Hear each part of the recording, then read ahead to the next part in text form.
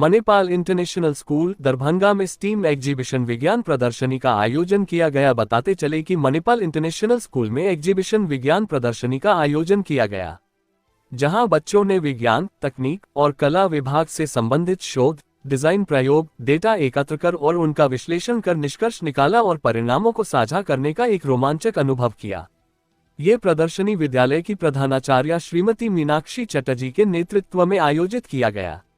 इस अवसर पर विद्यालय में पूर्व विधायक और चिकित्सक डॉक्टर फराज फातमी जी ने कहा कि शिक्षा प्रणाली को सिर्फ पाठ्य पुस्तक तक सीमित न कर आगे आधुनिक विज्ञान और व्यक्तिगत अभिज्ञता के साथ जोड़ने के लिए इस तरह की प्रदर्शनी को कारगर बताया, जिससे शिक्षण प्रणाली को और असरदार बनाया जा सकता है। विद्यालय की चेयरमैन डॉक्टर फातिमा राशिद शेख ने कहा, इस तरह की प्रदर्शनी से बच्चों को विज्ञान के नवाचार और तकनीकी उपकरणों को सीखने और समझने का मौका मिलता है, जिससे छात्रों को इस क्षेत्र में रुचि बढ़ती है और बौद्धिक विकास होता है।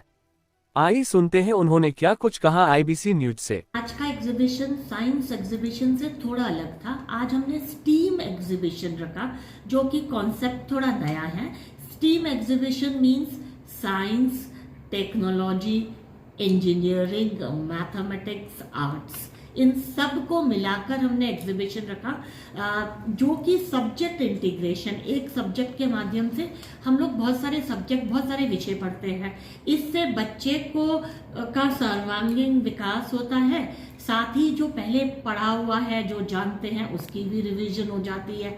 उदाहरण के तौर पे अगर आप हमारा एग्जीबिशन आपने कवर किया होगा, हमने वाटर कूलर दिखाया था, तो वाटर कूलर में हम साइंस का कॉन्सेप्ट दिखा रहे हैं। नीचे बर्फ वाला पानी था और एग्जॉस्ट फैन है, अब वो बैटरी से चल रहा है, तो वहाँ पे आपकी इंजीनियरिंग भी आ गई, आपका क्या बोलते हैं टेक्नोलॉजी का भी यूज हो गया। बच्चों के बल्ब जल रहे थे प्रोजेक्ट्स में, तो टेक्नोलॉजी, मैथमेटिक्स वगैरह का इस्तेमाल हो गया।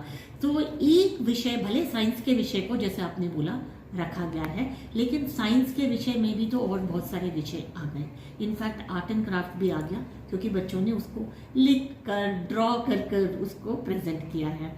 इससे बच्चा किसी भी सब्जेक्ट में जिसमें रुचि रखता है उसमें आगे बढ़ सकता है। साथ में एक विषय को सिर्फ रट लेने से हमें उस विषय का संपूर्ण ज्ञान नहीं हो पाता है।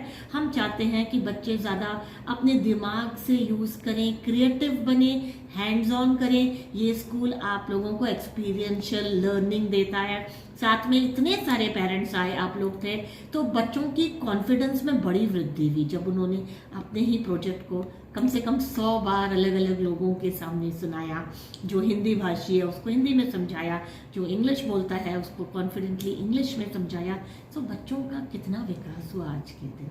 तो यही जी, मीनाक्षी चटर्जी मेरा नाम है, और आपके चैनल के माध्यम से मैं मैरी क्रिसमस बोलना चाहूँगी सभी को, और ये पर्व सबके लिए बहुत मंगलमय रहे। साथ में न्यू ईयर भी आ रहा है।